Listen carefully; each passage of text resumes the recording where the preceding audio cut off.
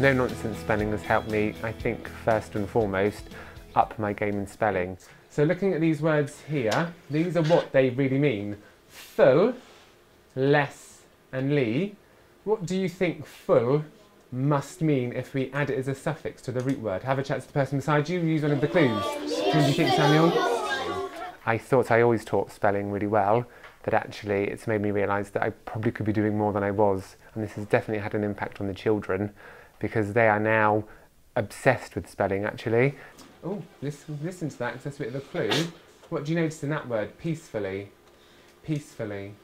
What do you notice, Callum? It has full and ly. Keep hold of that because you might need that in a minute. They are spelling, wanting to spell all the time. They're loving their have-a-go sheets. When we keep looking at does the word look right, does it sound right, they're naturally doing it themselves. And even when supply teachers have gone, your class are keen on spelling, they've got me upping my, but that's where we've got to with it. It's really helped me plan and know exactly where I want to go with the children. It's also made me realise to look more at what patterns they were missing as a whole by doing a kind of an error analysis and going, well, actually they're all missing up, the suffixes, so let's make sure we're teaching them first and then worry about the rest. Let's sound it out. Out. Doubt. Yeah, I can hear that, but something else I'm missing and I can't hear, Harley.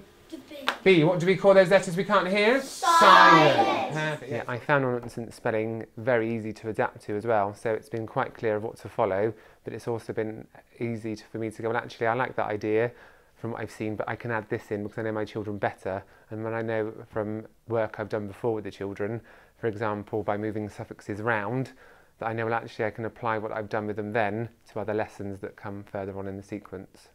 The impact that the spelling is having on the children's attainment has been quite significant actually this year already, the short time I've had them, mostly because I've noticed children that were reluctant to be using ambitious vocabulary, and when I spoke to them before the spelling programme, I was going, why aren't you using, I can't think of the word now, why aren't you using the word marvellous instead of good?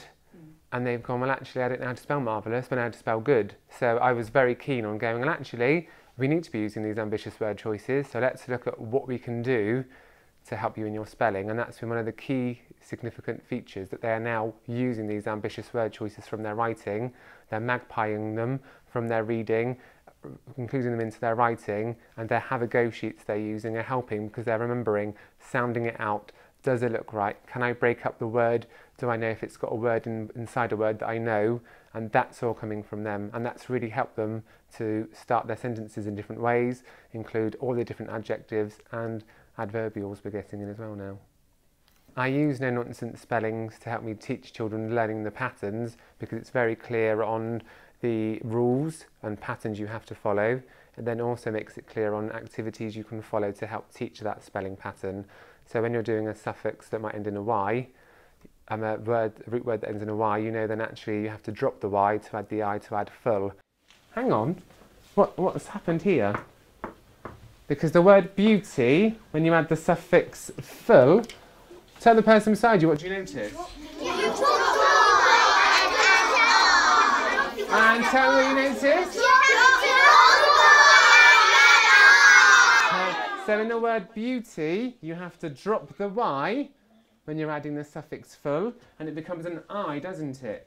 Once you've got a better understanding yourself, you can then teach it, and it makes sense with the words they often give you. Instead of you having to think, they're there in front of you, you can just quickly adapt and pick up the words that you know, especially when you're using the vocabulary from a text in class.